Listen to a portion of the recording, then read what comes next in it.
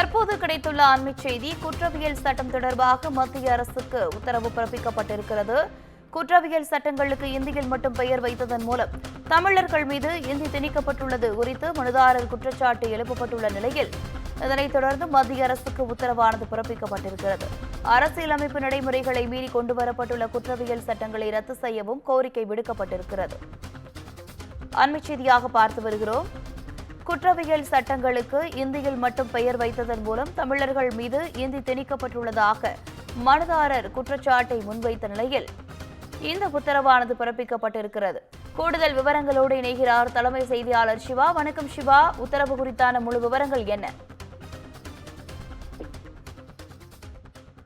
தரா 3 குற்றவியல் சட்டங்களுக்கு எதிராக தமிழ்நாடு மற்றும் புதுச்சேரி வழக்கறிஞர் சங்கங்களுடைய கூட்டமைப்பு சென்னை உயர்நீதிமன்றத்தில் ஒரு வழக்கை தொடர்ந்திருக்கிறது.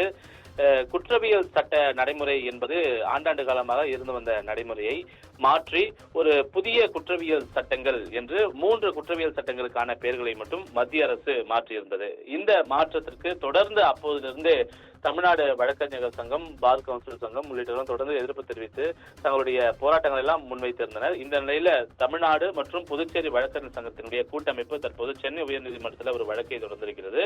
இந்த வழக்கு தொடர்பாக மத்திய அரசு பதிலளிக்க வேண்டும் என்று சென்னை உயர்நீதிமன்றம் உத்தரவை பிறப்பித்திருக்கிறது. தமிழ்நாடு புதுச்சேரி வழக்கறிஞர் சங்கங்களுடைய கூட்டமைப்பு தலைவராக இருக்கக்கூடிய மாரப்பன் சார்பில் தான் சென்னை உயர்நீதிமன்றத்தில் இந்த வழக்கு என்பது தொடுக்கப்பட்டிருந்தது. அந்த வழக்கில் மனுதாரர் தரப்பில் தெரிவித்திருக்கக்கூடிய கருத்துக்கள் பார்க்கும்போது, இந்த புதிய குற்றவியல் சட்டங்களுக்கு இந்தியில் மட்டும் பெயர் வைத்ததன் மூலம் தமிழர்கள் மீது இந்தி திணிக்கப்பட்டிருக்கின்றது என்று மனுவில் குறிப்பிடப்பட்டிருக்கிறது. அதோடு மட்டுமல்லாமல் அரசியல் அமைப்பு நடைமுறைகளை மீறி கொண்டு வரப்பட்டிருக்கக்கூடிய இந்த சட்டங்களை ரத்து செய்ய வேண்டும் என்றும் அமல்படுத்தப்பட்டதை நிறுத்தி வைக்க வேண்டும் என்றும் அந்த மனுவில் அவர்கள் குறிப்பிட்டிருக்கிறார்கள். ஏற்கனவே தமிழ்நாடு மட்டுமில்லாமல் பல்வேறு மாநிலங்கள் இந்த புதிய குற்றவியல் சட்டங்களுக்கு எதிராக தங்களுடைய முழக்கங்களை முன்வைத்து வரக்கூடிய நிலையில சட்ட ரீதியாக இதனை எதிர்கொள்ளக்கூடிய வகையில தமிழ்நாடு மற்றும் புதுச்சேரி வழக்கறிஞர் சங்கத்தினுடைய கூட்டமைப்பு சார்பாக உயர்நீதிமன்றத்தில் வழக்கு தொடர்ந்து இந்த மனுவில் பல்வேறு முக்கிய விவரங்கள் எல்லாம் குறிப்பிடப்பட்டிருக்கின்றது. எனவே